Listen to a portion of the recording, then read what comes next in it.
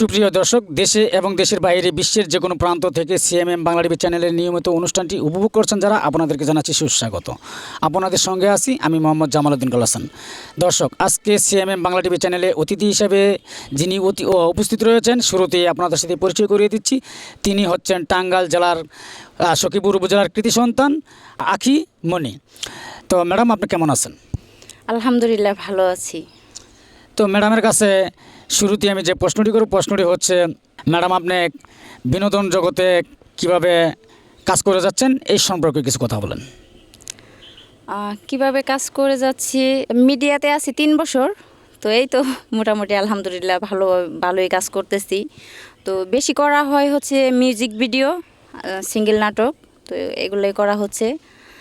তো দেখা যাক সামনে ভালো কিছু করতে পারি কি না, তবে আশা আছে ভালো কিছু করার। এখন সবই তো আর নিজের হাতে নাই, কিছু আল্লাহর হাতে, কিছু আমার যারা দর্শক আছে তাদের হাতে। তো আমার দর্শক যদি চায়, ইনশাল্লাহ আমারে ভালো কিছু নিয়ে আসবো। ধন্যবাদ আকিমণিকে। আকিমণির কাছে আমি আরও কিছু বিষয় জানবো। বিষয়টি হচ্ছে, আকিমণি বর্তমান আপনার পরিস্থিতি কি, এই বিষয়টা নিয়ে কিছু কথা বলুন। বর্তমান অনেক ভালো, কারণ এখন তো দেখতেই পারতেছেন কাজ করতেছি, আর টুকটাক বসা নাই। তো দেখা যায় মাসে ইচ্ছাকৃতভাবে যদি বসে থাকি, তাছাড়া তো কাজ হচ্ছেই কম বেশি। তো সব মিলে আলহামদুলিল্লাহ ভালো আছি। আপনি এই পর্যন্ত বিনোদন জগতে আসার পরে কতগুলো হিরোর সাথে কাজ করেছেন? অনেক হিরোর সাথে কাজ করছি। সবচেয়ে ভালো লাগছে কোন হিরোর সাথে কাজ করে? সব থেকে ভালো লাগছে, না সেটা তো বলা যাবে না, কারণ সেটা বলা যাবে না। একজনের নাম যদি বললে আরেকজন মনটা খারাপ হয়ে যাবে, এটা বলা যাবে না। তবে কম বেশি সবাই ভালো করে, বা সবার সাথে কাজ করে ভালো লাগছে। বাট কিছু কিছু কলেজ তো আছে যে না, তাদের সাথে কাজ করে একটু বেশি ভালো লাগে। বেশিরভাগই আপনাকে দেখতেছি যে মিউজিক ভিডিও এবং নাটকের ভেতরে স্বর্ণা এবং আপনি দুজন একসাথে জুটি হয়ে কাজ করতেছেন। তা আসলে কি আপনারা সবসময় জুটি হিসাবেই কাজ করে আসছেন, নাকি আপনি সিঙ্গেলে কাজ করে আসছেন? না, সিঙ্গেলেই কাজ করছি, জুটি হিসাবে কাজ করি নাই। কারণ জুটি হিসাবে কাজ এটা আমি বলবো না। এই যখন অনেক বছর আগে, প্রায় 1 বছর আগে সোনার সাথে আমার কাজ হয়েছিল নাটকে। আবার এই যে খামার বাড়ি, এখন যেখানে আছি এখানে মিউজিক ভিডিওতে কাজ করছি, এক গানে আমরা 2 জন। তো এরকম আর কি টুকটাক হয়, বাট জুটি হিসাবে কাজ করতেছি না। গতকালকে আপনাকে দেখেছি আপনি 300 ফিটে কাজ করেছেন। তো আসলে কাজগুলো যে করতেছেন, আপনারা কেমনভাবে কাজ করতেছেন সেই বিষয়টা যদি কিছু কথা বলেন। আপনারা কি, দর্শকরা তো অনেকেই মনে করে যে বিনোদন যারা করে, যে সকল মেয়েরা করে, তারা আসলে নেগেটিভ সেন্সের মেয়ে। তা আসলে কি এইগুলো বিষয়টা কি বাস্তব নাকি অবাস্তব, সেই বিষয়টা নিয়ে কিছু কথা বলেন। মানুষ যেটা ভাবে সেটা কি? না, এটা আসলেও বাস্তব না। কারণ আমরা কাজ করতেছি, যারা এই মিডিয়া পার্সন, যারা মিডিয়াতে আছে, ভালো মন্দ মিলে তো সব জায়গায় আছে। মিডিয়ার বাইরে যারা, তারা যে সবাই ভালো এরকম কিন্তু না, আবার সবাই খারাপ তাও না। তো সব জায়গায় ভালো মন্দ মিলে, তো আমরা মিডিয়াতে যারা কাজ করি এদের হচ্ছে কি মানুষ একটু বাজে চোখে দেখে, কারণ তারা জানে না বিদায় একটু ওইভাবে নেয়, বা জানলে হয়তো ওইভাবে ভাবতো না কখনো। আমরাও তো পরিশ্রম করি, তাই না? দেখা যায় সকালে শ্যুট ধরলে দেখা যায় রাতের 8টা-9টা বাজে। তো যখন নাটকে কাজ করি তখন তো দেখা যায় রাতের 2টা-3টাও বাজে আমরা কাজে করি। তো এটা তো অবশ্যই আমাদের কষ্ট করি, আমরা পরিশ্রম করি, তাই না? মানুষ তো আর আমাদের ফ্রি টাকা দিয়ে দিচ্ছে না। তো আমরা যে কাজ করি, একটা পেমেন্ট নেই, ওটা কিন্তু এমনিতেই দেয় না ভাই। কারণ আমাদের পরিশ্রম করতে হয়, আমাদের পরিশ্রমের টাকা দেয় ওনারা। তো সব মিলে মানুষ তো একজন এক রকম, কেউ পজিটিভ ভাবে, কেউ নেগেটিভ ভাবে। তো যারা নেগেটিভ ভাবে তাদেরকে আমি বলবো যে আপনারা প্লিজ এভাবে কখনো ভাববেন না।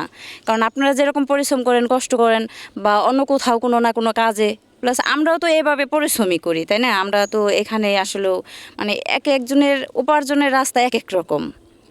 তো এখানে হয়তো দেখা যায় আমরা একটু খোলামেলাভাবে চলি, বা আমাদের ড্রেস একটু বেপরদা হয়ে যায়, যার কারণে মানুষ নেগেটিভ ভাবে নেয়। তো আমরা যে এই যে ড্রেসগুলো পরি, এটা কিন্তু আসলে আমাদের জন্য আমরা পরি না, এটা তো আমাদের দর্শকের জন্য পরি। যে সবাইকে আমরা বিনোদন দেওয়ার জন্য, মানুষ হাসবো, কানবো, বা ভালো কিছু দেখবো, একটু উপভোগ করবো, এটার জন্যই তো আমরা পড়ি, তাই না? এটা নিয়ে আসলে নেগেটিভ ভাবার মতো কিছু নাই। তো আমি বলবো প্লিজ তোমরা সবাই একটু পজিটিভভাবে দেখো, তো এটা নেগেটিভভাবে নিও না। কারণ আমরা যা কিছু করি তোমাদের বিনোদন দেওয়ার জন্যই করি, তোমাদের জন্যই করি। ধন্যবাদ।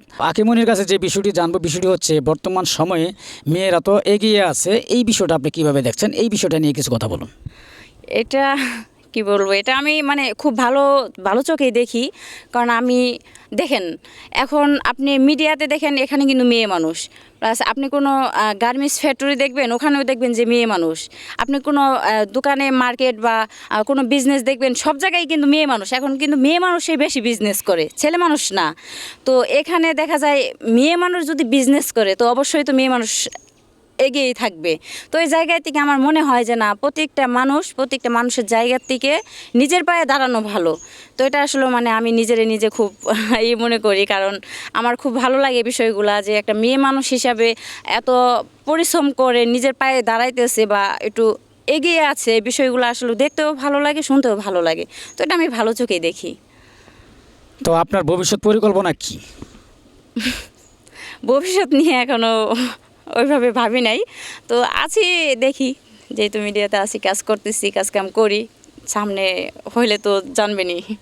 আমরা জানতে পেরেছি আপনি নাকি 2বার হজ করে এসেছেন, এই সম্পর্কে যদি আপনি কিছু কথা বলেন।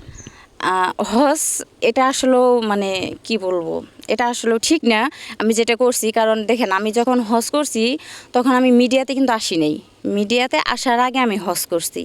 তো হজ করার পর আমি কিন্তু মিডিয়াতে আসছি। বাস আমি ওই বিষয়টা আসলে ওইভাবে বুঝতে পারি নাই যে আসলে হজ করার পরে মিডিয়াতে যাওয়াটা ঠিক হবে না, বা ওটা আমি আসলে বুঝতে পারি নাই। তার জন্য মানে আমি নিজের কাছে নিজে খুব অপরাধী। বাট এখন ওই যে বলে না, মানে যখন ছোট ছিলাম তখন থেকে আমি খুবই পছন্দ করতাম এই বিনোদন জায়গাটা, যে না আমি একটা সময় কাজ করব, বাট আমাকেও যেন টিভিতে দেখা যায়, আমাকেও যেন মানুষ দেখে, সবাই যেন বলে যে না আখিমণি এই কাজটা করছে বা এই কাজটা আখিমণির। তো এরকম একটা চিন্তা ভাবনা ছিল, যার কারণে আমার মিডিয়াতে আসা। তো অবশ্যই আমার মনে হয় যে না, কাজটা আমি ভুলই করছি, কারণ বোঝেনি তো। বিয়ের বয়সটা পার হয়ে যাচ্ছে, আপনি এখনও কেন বিয়ে করছেন না, এই বিষয়টা নিয়ে কিছু কথা বলেন। এটা কোনো কথা? না দেখেন, বিয়ের বয়স পার হয়ে যাচ্ছে এরকম না, বাট বিয়ের সময় হলে অবশ্যই বিয়ে করব। তো দেখা যাক সামনে কি হয়, যদি কখনো বিয়ে করি বা ওইরকম কিছু হয় অবশ্যই আপনারা জানবেন, আমার দর্শকে জানবো। অবশ্যই আমি সবাইকে জানিয়েই বিয়েটা করব। আমাদের কি দাওয়াত দেবেন না?